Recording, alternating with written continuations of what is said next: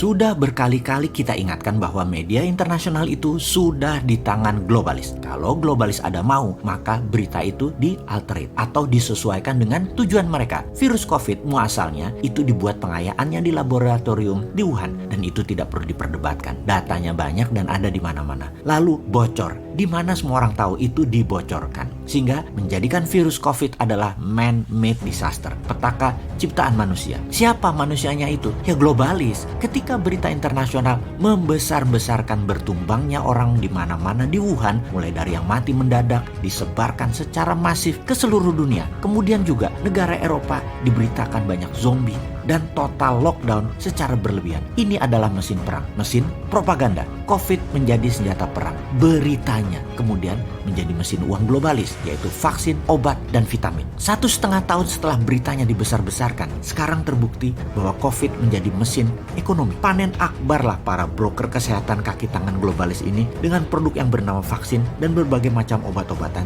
termasuk vitamin. Kemudian sekarang mendadak di semua media sosial dan media mainstream dunia kembali dihebohkan dengan bertumbangnya orang di India yang dikatakan bisa satu hari ada 50.000 kematian. Kemudian satu hari bisa ratusan ribu orang terpapar. Walaupun faktanya mendekati demikian, jumlah yang sangat besar itu memang mencerminkan kegagalan pemerintah India mengantisipasi second wave gelombang COVID kedua. Benar, di India saat ini memang mengalami second wave, triple mutation, Bengal strain namanya, memapar 300 ribuan kasus baru dan menyebabkan lebih dari 2.300-an kematian dalam satu hari, menempatkan India di urutan nomor 2 dengan 16 juta lebih kasus COVID. Nomor 2 setelah Amerika dengan 32 juta total kasus COVID. India dalam keadaan darurat. Sampai tidak ada kayu untuk mengkremasi pembakaran jenazah untuk melaksanakan kebiasaan di India tersebut. Hal ini membuat dunia mulai menganalisa lagi. Dr. Paul Tambia, profesor dari National University of Singapore mengatakan, data terbaik menunjukkan bahwa sistem imunitas tubuh manusia yang tinggi jauh lebih bisa merespon multi-mutasi virus ketimbang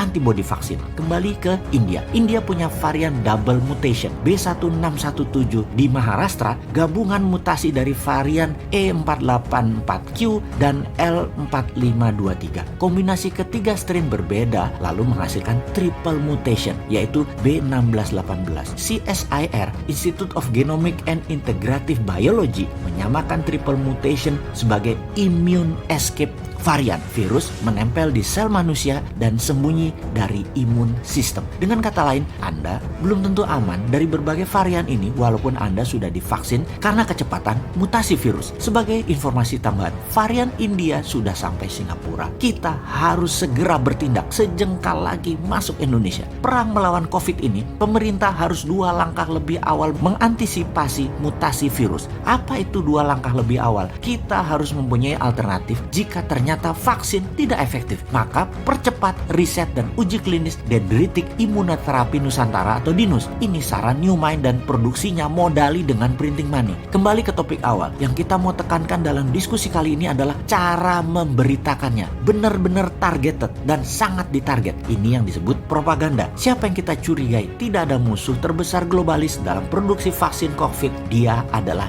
India. India menjadi target assassin dari intelijen operasinya globalis. Target operasi berita yang direkayasa, yang dilebih-lebihkan untuk memukul India dan memastikan vaksin global dipakai di India, dan India tidak sempat memproduksi vaksin untuk dunia. Globalis jago mengemas beritanya untuk menjadikan tool untuk membunuh India di mata internasional. Jadi mengerti mengapa India diserang beritanya dibesar-besarkan? Ya, karena India salah satu negara penghasil vaksin non-globalis terbesar, tercepat, serta tidak mau ikut vaksin globalis dari awal, menentang dan selalu melawan. Sama seperti vaksin lokal Indonesia yang merah putih, Nusantara, dan banyak lagi sekarang sedang dikembangkan. Semua nantinya ditarget juga. Jadi si Sontoloyo ini menyarankan produksi vaksin Indonesia juga produksi sistem peningkatan imunitas harus segera dilakukan, dan semua ini dilindungi oleh negara, bukan dihalangi atau diperlambat dengan izin BPOM yang dipersulit dan penggagasnya dimatikan karakternya. Juga tenaga ahlinya dianggap abal-abal. Kok membangun narasi antipati begitu sih? Jangan.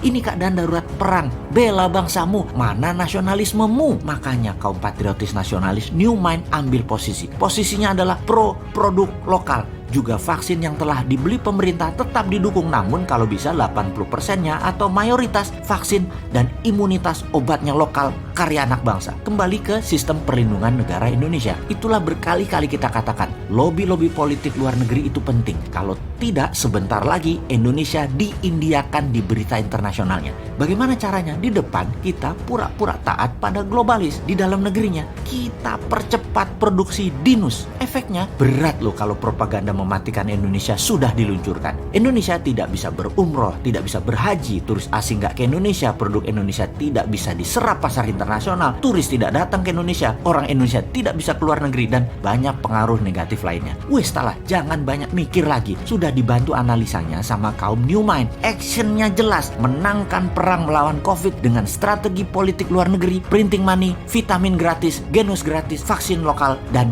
dinus.